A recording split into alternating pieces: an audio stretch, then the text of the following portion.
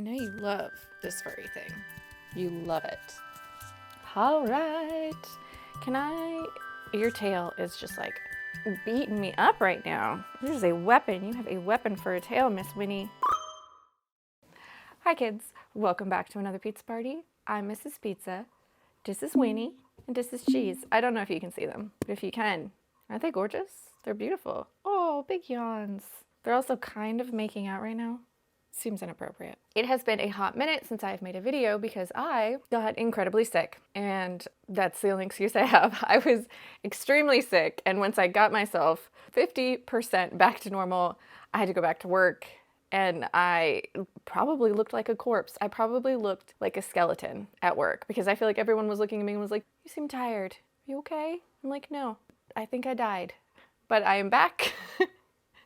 And so I'm ready to make a video again. That means we are going to do a recent reads wrap up because once again, Winnie's gonna situate herself on the air conditioning vent. There you go. Because it's your favorite. I get it. You've got like the body type of a baby seal, and that is just not go well with our spring in the south temperatures. Because it has been a little while and I have read a decent number of books, let's talk about the books I've been reading recently. The first book we're going to talk about is a book that I picked up because, again, I am on this journey to try and reread or read a lot of things that are considered classic literature. And the book that became available at the library was The Giver by Lois Lowry. I know for a fact that I read this book, I believe in middle school. I think that's when it's required. I have vague recollections of it. I know there is a movie that I've never seen, but even never having seen the movie, I have like a vague recollection of the casting for that. And in this book, if you've never read it, the main character is like 12, and I do not think that the main character was 12 in the movie. Anyways, I'm not here to talk about the adaptation. I'm here to talk about the novel. So I know that this book is written for kind of a more middle grade audience. It is a dystopian novel where our main character lives in a world where there is, how do I even describe this to someone that's never even read it? He lives in like an idealized, just kind of futuristic world, and he is on the year of his 12th birthday given the task of becoming a giver, which is a prestigious position within the society. There is only one giver, and the giver is now going to be giving his knowledge to his new protege. And through that, you learn what a giver is, what the society is, and kind of the dark underbelly of how this futuristic society stays so serene and perfect and calm. Oh, that was very loud. Big huff. Winnie is now completely comfortable in the air conditioning vent. I don't know exactly how or what messages this story is supposed to be giving, what the giver is supposed to be giving. You know? I read a lot of reviews afterwards, and everybody has their theories on what it's supposed to be saying. I will say, as a child, I did not realize how incredibly sad the ending of this book is, because it is really just kind of bleak and sad if you actually pay attention to what's going on. I'm glad I read it. Now I remember it. I'm sure I learned something. I am glad that there are kind of deep thinking novels like this that are geared more towards younger audiences. To make them think about society and life and what the world has to offer. But I read it, and I'm a grown-up. So I did it. I can check it off the list. The next book I picked up after that one was A Psalm for the Wild Built by Becky Chambers. This one I talked about in a vlog, so I'm not going to go into a lot of detail. Safe to say this is a cozy type sci-fi about a monk who gets a job kind of traveling around this countryside and one day encounters a robot, but no one has seen robots since they left society after they gained consciousness a very, very long time ago. So these two characters meeting each other. This is the first book in a series where I believe these two characters will become friends and have adventures together, having deep discussions about life and purpose in a cozy and lovely setting. I adored this book. I had never read a Becky Chambers before, but I loved it. I loved every minute of it. They're super short, easy to get through, and you feel good after you finish it, And who doesn't love that? The next book I finished after that was Remarkably Bright Creatures by Shelby Van Pelt. This is another one that I talked about at length in my reading blog. It was in my Reading Slump reading blog. I did not love this. It was fine. In general, if this type of, I keep wanting to call it a family drama, even though it's not really about a family per se, but it's different people and the dramas of their lives and the hardships, but they're all interacting with each other. Their lives become interconnected. Also, there's an octopus. But in general, I don't love those kind of stories. In this story, we're following several points of view. We have Tova. She's in her 70s, and she works as a custodian at an aquatic center in a small town. Then we have Cameron, who's a young man who's had some, don't bark. Those people walk by every day. They're just walking. They're just doing a walk, Winnie. I mean, I appreciate you protecting us from any sort of possible intruders, but they are literally, they're gone. Thank you. She's on high alert.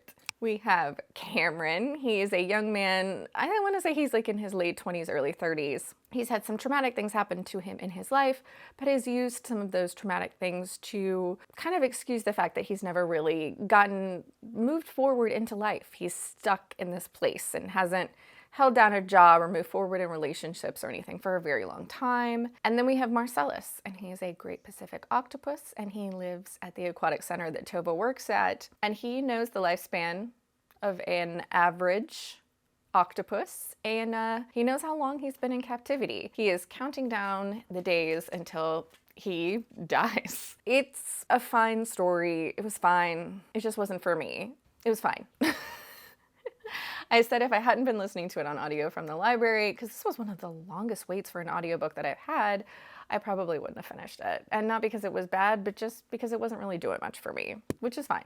Not every book is for every person. The next book, which is the last book that I read in that same reading vlog, was Guild by Raven Kennedy, and this is the first book in the Plated Prisoner series. This is the story of a woman who has been gold touched by King Midas and lives in a gold cage in his castle. She thinks that this is just the best thing that could have ever happened to her. I think she's been in this cage since she was around 15 years old, and just nothing could be better than being in our cage, right? We're so safe here. But really, you as the reader are learning that she was probably groomed by King Midas at around 14 or 15 years of age. She is living in a land full of denial. She is just in complete denial of how bad her situation is. So when she's describing her situation, she's saying one thing, but you as the reader are very aware of just not how kind of blurry her view of the situation is. In this book, you are getting a lot of setup for the world and our main character's circumstances. You are also getting a little bit of setup of King Midas, but most people going into this warn me that this book is setup. It is a lot of setup, and book 1 should almost be a prequel. Book 2 is where we've gotten a little bit distance from Midas, where we've started our adventure, where we're meeting different people.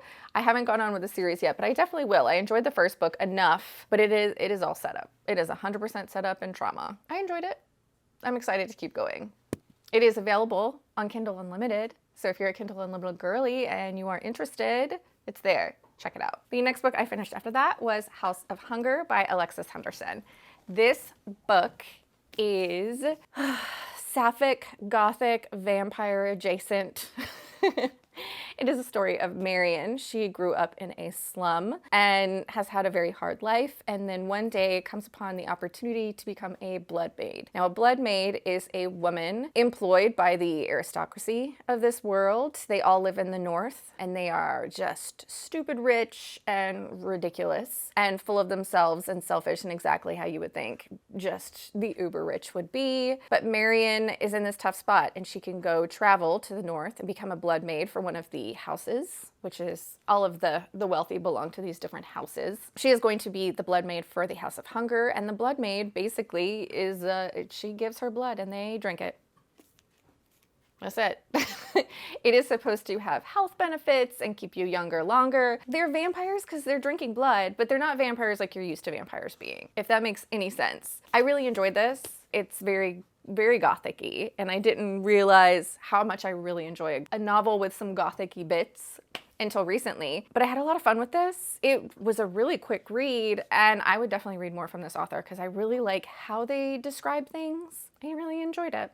House of Hunger. The next book I finished after that one was The Witch and the Tsar, and that is by Olesya, Slanikova, Gilmore. This is the story of Baba Yaga and Ivan the Terrible. This is a reimagining of this character, kind of. I ended up actually DNFing this one when I had gotten to like the 75% mark. This book is a lot of telling instead of showing. And also, with reimaginings, I know you're allowed to take a lot of liberties and do a lot of things in the narrative because you don't really have the constraints of having to stick to the original material. In this one, it's not so much of an origin story as it is a complete reimagining. Baba Yaga is not old. She is in her 30s and in her 30s indefinitely. She does have the house with the chicken legs and she does kind of have witchy powers, but how the magic works in this world that was created was a little bit murky for me as well. It was tied to gods, and if it's not a prequel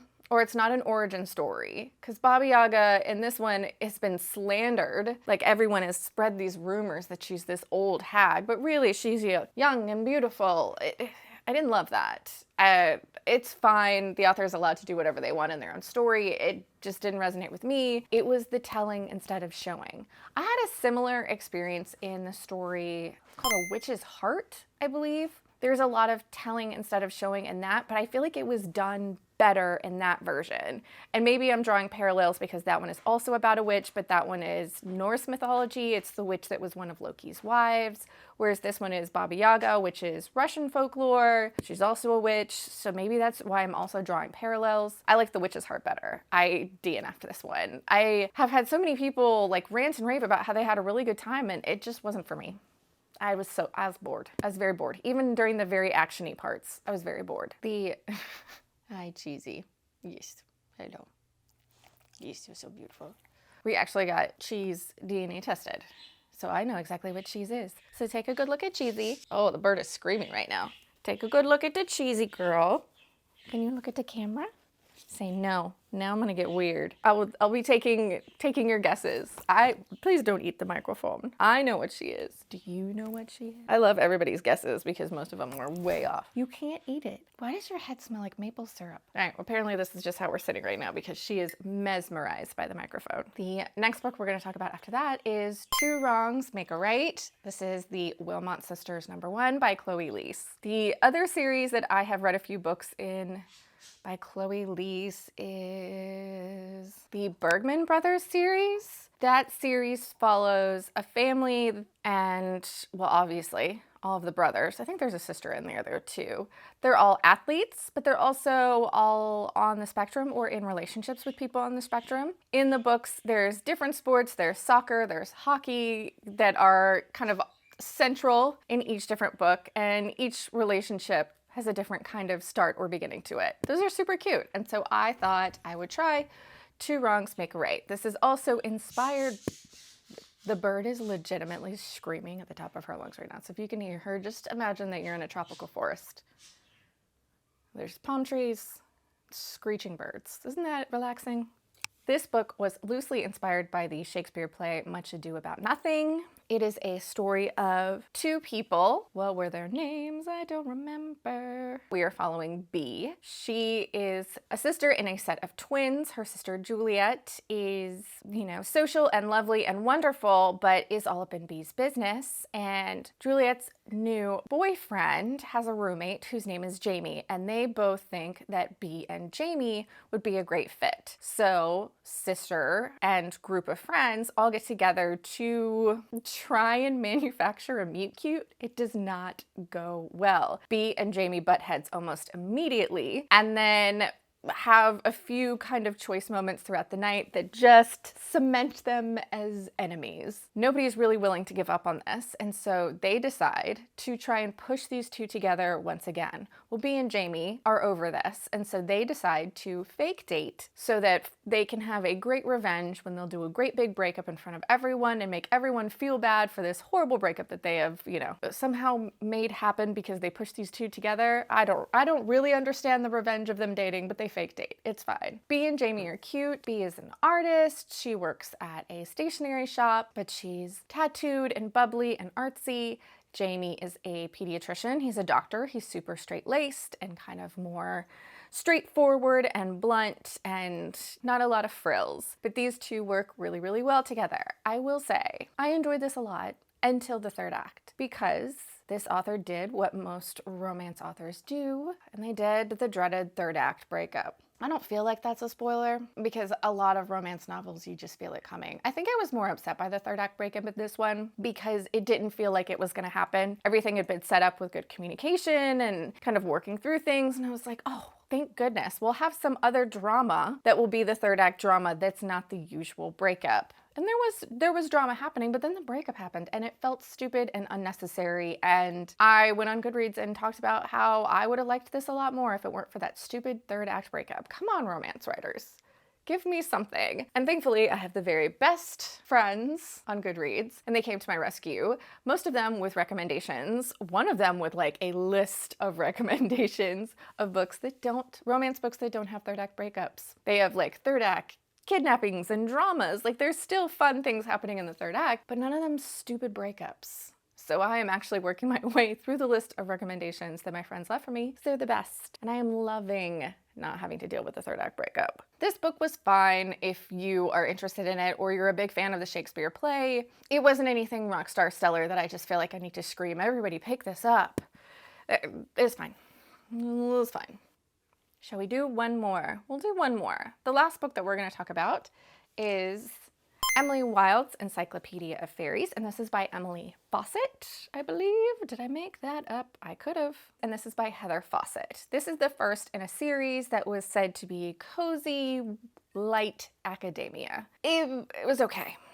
As someone, again, that reads a lot of romance, this had a few things in it that kind of gave me ick. I was not a big fan of our male love interest. Let me back up and tell you what this is about. So Emily Wilde is a grumpy, curmudgeon-y professor who has spent her life studying fairies. Now, in this world, fairy and fairy folk and all that encompasses are real and a subject of study in academia. She has traveled to this very remote, wintry, cold place to study a very reclusive group of fairy. Now, she gets there, she has some push and pull with the locals, but because of her personality and how she is, she doesn't get on with the locals as she should. She's very interested in her studies and didn't put too much time into learning the customs of the locals before she got there, so she tends to kind of upset people on accident. She's not trying to be mean. She's just not the type of person that's good at small talk or warm conversation with strangers.